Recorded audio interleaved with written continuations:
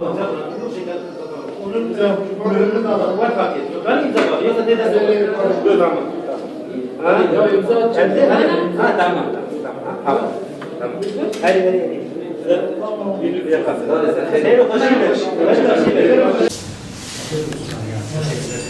Nasıl gidiyor iş?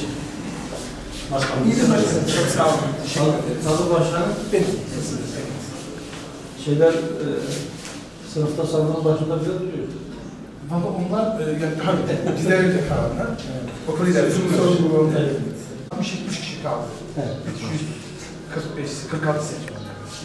346'dan 80 civarında. İyi var.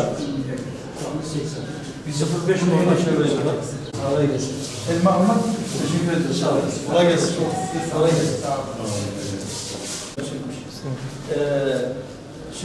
Sayısı kaç? Seçmen sayısı. Ne çıkıyorsun? 360.